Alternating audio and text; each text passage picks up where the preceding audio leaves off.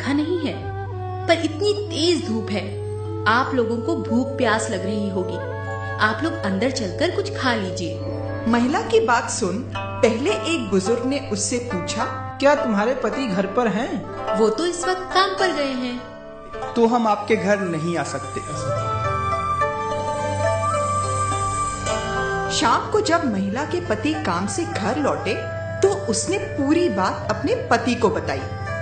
सारी बात सुनने के बाद पति ने तीनों बुजुर्गों को शाम के खाने का निमंत्रण देने को कहा।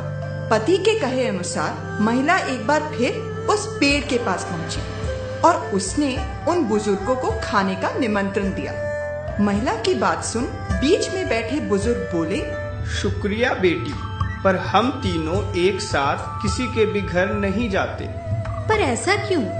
देखो बेटी, ये जो मेरी बाईं ओर बैठे हैं इनका नाम दौलत है, और जो मेरी दाईं ओर बैठे हैं इनका नाम सफलता और मेरा नाम प्यार है। जैसा कि मैंने तुमसे कहा था कि हम तीनों एक साथ किसी के घर नहीं जाते, अब ये तुम पर निर्भर करता है कि हम तीनों में से तुम किसे अपने घर ले जाना चाहती हो। बुजुर्ग की बात सुन महिला सोच में पड़ गई।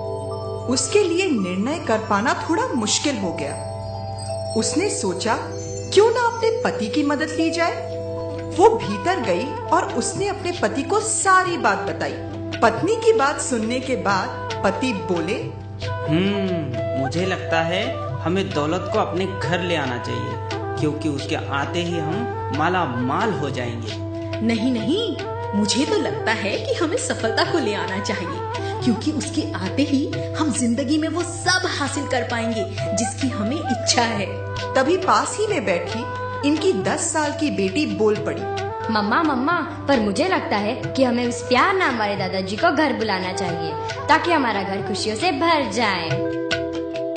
बेटी की बात पति पत्नी को जच गई और उन्होंने आंगन में जाकर प्यार नाम के बुजुर्ग से घर के अंदर आने का आग्रह किया।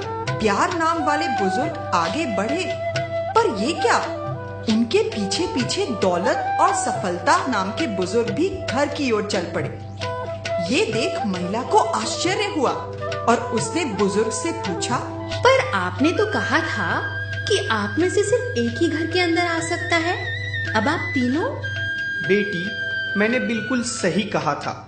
अगर तुमने दौलत या सफलता में से किसी एक को चुना होता तो बाकी दो घर के बाहर ही रह जाते, पर क्योंकि तुमने प्यार को चुना है, सो जहाँ प्यार रहता है वहाँ दौलत और सफलता तो खुद ब खुद चली आती है।